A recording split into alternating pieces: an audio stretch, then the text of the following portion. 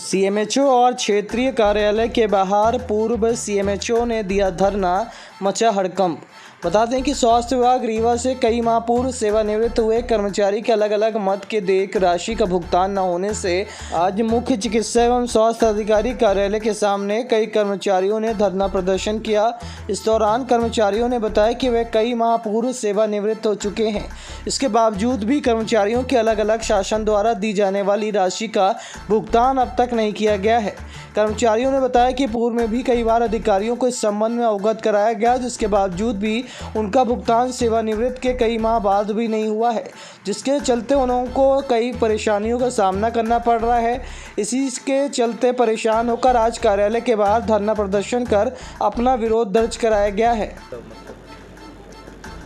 बहुत दिनों से मैं देख रहा था कि पहले मैं अपना परिचय बता दूं, डॉक्टर BL मिश्रा और मेडिकल ऑफिसर इसी ज़िले में बहुत वर्षों तक था और 36 वर्ष तक स्वास्थ्य विभाग में सेवा दिया और मुख्य चिकित्सा अधिकारी के पद पर कार्य करते हुए रिटायरमेंट में क्षेत्रीय संचालक स्वास्थ्य सेवाओं के पद से 31 जनवरी को रिटायर हुआ।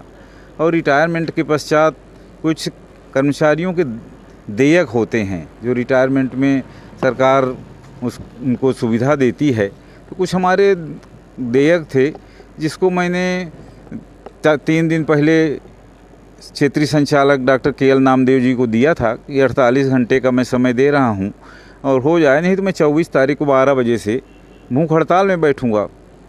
इसके पहले भी 10 बार से अधिक फ़ोन लगाया, कई बार लिख के दिया, लेकिन वो नहीं काम करा पाए अपने कार्यालय से।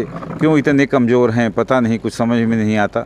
अन्यथा बात होकर लगभग 8-10 लाख रुपए मेरा है, इस पैसे का ब्याज थोड़ी ना मिलेगा। कोई इस तरह का काम रोक देना विकास में अवरुद्ध कहलाता है। देश में कोई भी योजना हो, यदि आपने रोक दिया कुछ दिनों के लिए तो देश का काम रुक जाएगा।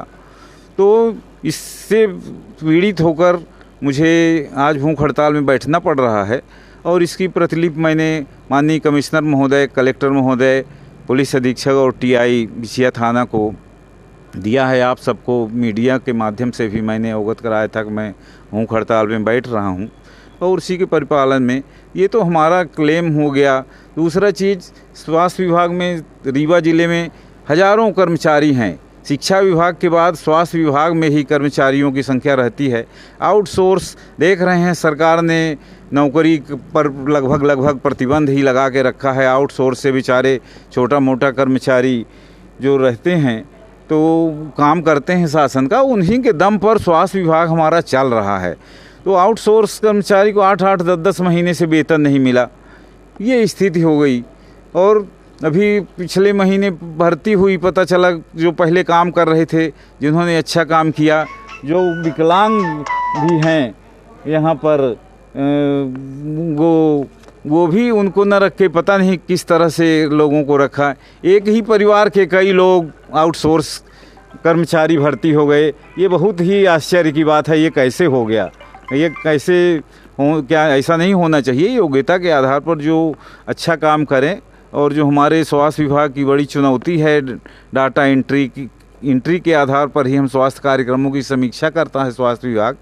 तो एक ही परिवार के लोग एक अस्पतालों में भर्ती हो गए, ये बड़ी विडंबना की बात है। और हज़ारों कर्मचारी, किसी का छुट्टी सैंक्शन हो गया, पैसा नहीं मिला। ये हमारे बगल में बैठे हैं, ये कंपाउंडर DK दुबे जी हमारे साथ ही जनवरी में रिटायर हुए और कई वर्षों तक मेरे साथ में स्वास्थ्य विभाग में काम किए हैं और बड़ा ही सराहनीय इनका स्वास्थ्य विभाग में मरीजों के प्रति बहुत ही अच्छा काम था। ये दिखा रहे हैं, ये भी डॉक्टर संजीव शुक्ला जी अभी बैठे हैं अंदर, उन्हीं के दस्तखत से ये जारी हुआ है।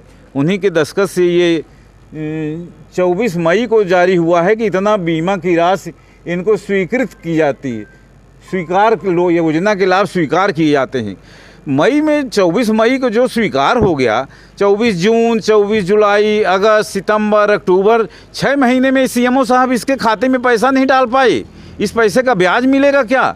पीड़ित व्यक्ति जब थोड़ा थोड़ा काटती सरकार, बीमा करती है उस पैसे का, कि उसी के दम पर सरकार चल रहा है, योजनाएं चल रही हैं। 6-6 महीने में 7-7 महीने में ये पैसा नहीं निकल सकता। मैं भी सीएम, ये सीएमएचओ ने जब जारी कर दिया तो रोक किसने रखा है अभी तक? अब ये बताएं किसने रोक रखा है, कार्यवाही करें उसके खिलाफ, तत्काल निलंबन होना चाहिए आज ही।